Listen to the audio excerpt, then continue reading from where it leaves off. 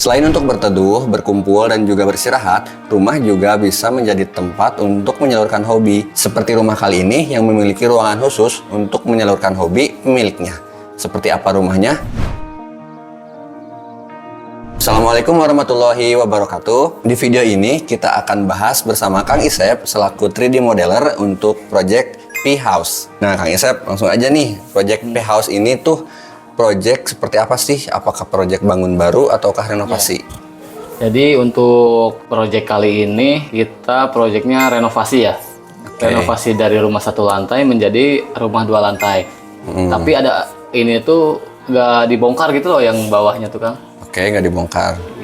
Nggak dibongkar sehingga pasti membutuhkan struktur kolom baru tapi bawahnya nggak kebongkar, itu yang bikin unik sih. Tapi strukturnya diganti semua? Strukturnya tetap ganti, tapi bawahnya emang murni nggak ada bongkaran. Nggak ada bongkaran tuh ya sedikit sih, ada yang ngebongkar ruangan jadi dibuat jadi satu. Kalau untuk existingnya ini gimana sih, Kang? Nah, jadi existingnya ini kan rumahnya udah ada ya 1 lantai. Ini tuh rencananya renovasi sekitar 9 kali 15 lah untuk ukuran lahannya. Ukuran lahannya. Kalau lokasinya itu kalau nggak salah di Bogor deh, Pak. Oh, berarti kita survei ya ke Bogor? Ya, untuk pas ini kalau nggak salah bulan Desember ya, untuk proyek ini tuh kita survei ke Bogor, ngecek lokasi dan lahan area yang rencana direnovnya, kan otomatis kita harus menentukan struktur sama ngecek strukturnya ya. Karena ini renovasi jadi 2 lantai. Oh, berarti udah cukup lama ya proyeknya, Kang ya? Ya, ini pas mendesain sih yang agak lama pas desainnya. Oh, bisa diceritakan nggak ada kendala apa gitu? Sebenarnya bukan ada kendala atau enggaknya ya, karena ini desainnya itu kan si bapaknya emang ada keinginan khusus atau kita harus menyesuaikan dengan keinginan beliau. Sehingga kita harus mendalami atau mengkaji lebih dalam untuk proyek ini supaya hasilnya juga kan memuaskan atau gitu. Antara feedback antara klien dan kita tuh emang cukup intens sehingga perubahannya emang agak banyak.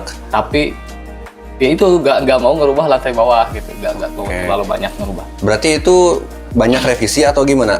Karena kan kalau nggak salah revisi itu dibatas ya tiap paketnya. Enggak revisi sih, bukan di revisinya yang banyak ya. Lebih ke mungkin beliau sibuk juga sehingga feedbacknya nggak agak terlambat. Sehingga kita juga harus menunggu dulu gitu sih yang agak dilambat. Selain kebutuhan klien juga, kita kan juga harus lihat kondisi sekitar ya untuk menyesuaikan bangunannya. Ya. Nah, itu kan kita udah bahas latar belakangnya ya. Sekarang kalau kebutuhan kliennya nih, Kang, ada apa aja nih? Sebenarnya untuk kebutuhan klien itu nggak aneh-aneh lah bahasanya ya. Biasa aja kayak seperti kalau di atas mau nambah 2 kamar. Nambah 2 kamar. Yang satu kamarnya panjang karena rencananya mau dibagi 2. Jadi kalau misalkan sekarang masih belum ada skat. Ya. Nah, nanti kalau misalkan beliau anaknya ada 2 lah, itu bisa dipotong untuk ruangannya itu. Jadi Kang, si total kamarnya ada berapa? Di lantai 1 ada 1 kamar, rencananya untuk kamar tamu. Terus di lantai 2 itu ada 2 kamar, yang 1 kamar utama dan yang 1 itu kamar anak. Tapi yang kamar anak ini dia bentuknya itu memanjang ya. Panjang. Jadi, rencananya sih kalau misalkan anaknya bertambah atau nambah itulah, jadi punya anak lagi, bapaknya punya anak lagi, itu bisa di-skat sehingga ruangannya jadi 2 ruangan, cuman penyekatnya hanya partisi atau lemari itu. Oke, menarik, bagus sekali. Ini berarti bisa jadi solusi untuk lahan yang terbatas, bisa dapat 2 ruangan nih untuk kamarnya. Samanya sebenarnya buat 2 ruangan kalau ukurannya. Tapi karena kalau misalkan mungkin nanti anaknya itu udah dewasa, udah punya rumah sendiri, itu kan bisa dirubah jadi lebih luas lagi rumahnya. Itu sebenarnya jadi fleksibel sih ruangan itu. Oke, jadi fleksibel ya. Oke, itu bagus. Lalu ada penambahan apa lagi, Kang, ruangannya nih? Kalau di lantai 2 itu ada ruang kerja, sama sisanya itu ruang servis di belakang. Area. Kalau untuk di taman itu rencananya ada untuk cat house ya. Berarti si pemiliknya lumayan seneng kucing ya? Ya. Dari siapanya? Bapaknya, ibunya? Kayaknya si ibunya sih. Nah, untuk kebutuhan klien ini selain dari yang fokus kemarin itu ada permintaan ada cat house di belakang. Terus awalnya itu mau ada rooftop. Gitu. Cuman kemarin rooftopnya nggak terrealisasi karena ada sedikit kendala di lahannya. Ada lagi nggak? Keinginan ya paling fokusnya mau udaranya yang bagus itu kan standar ya. Kalau misalkan emang rumah kan harus bagus ya penghawaannya mau pencahayaannya itu mau bagus. Terus kalau sore itu panas sore itu nggak panas ke dalam ya itu pakai secondary skin tadi kita ini. Oke. Sama beliau itu mau rumahnya itu nggak terlalu mencolok dengan sekitarnya gitu. Kalau sekitarnya itu minimalis ya bentuk rumahnya. Nah itu kita coba buatkan yang nggak terlalu jauh juga dari konsep yang rumah sekitar. Tapi yang sekitar itu udah 2 lantai juga? Ada yang 2 lantai kalau ada sebagian. Rumah ini tuh konsepnya style apa sih, Kang? Kalau secara gubahan bentuknya itu lebih ke Skandinavian sekarang itu. Itu ditandai dengan apa Skandinavia? Model-modelnya itu lebih ke bentuknya itu seperti pelana, terus miringannya itu yang ekstrim. Di depannya juga ada tambahan lagi ya? Dari skin di depannya itu karena rumahnya itu kalau nggak salah menghadap ke barat ya sehingga owner itu mau yang nggak terlalu panas kalau di sore hari gitu. Jadi fungsi secondary skinnya ini apa, Kang?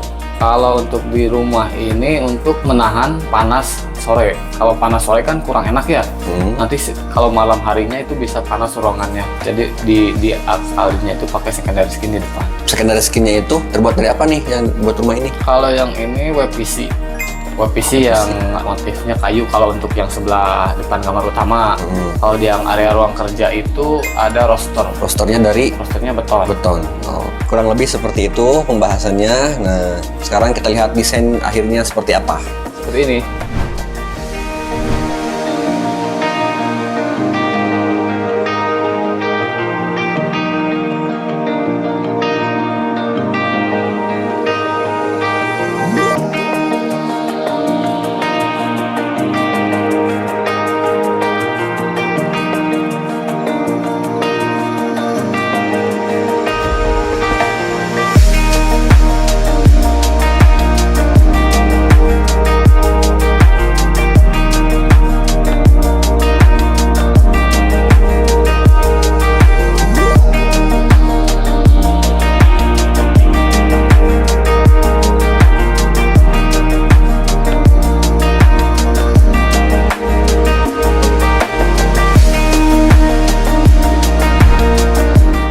Dari rumah yang kalian saksikan desainnya barusan, ternyata perkiraan RAB-nya ada kita hitung dari luasan sama harga per meter perseginya aja ya.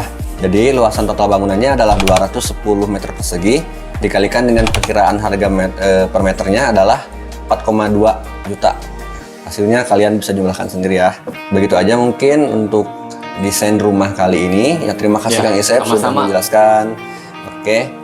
Segitu aja untuk video kali ini. Semoga bisa menjadi inspirasi untuk kawan-kawan semua yang ingin merencanakan rumah, mendesain rumah, dan jangan lupa untuk konsultasi bersama arsitek dan konsultan-konsultan rumah yang kompeten supaya rumahnya nanti bisa lebih nyaman dan sesuai dengan keinginan Anda semua. Jangan lupa arsitek dan konsultan rumah ingat Suba Art. Segitu aja dari kami. Sekian. Assalamualaikum warahmatullahi wabarakatuh. Sampai ketemu lagi di video selanjutnya.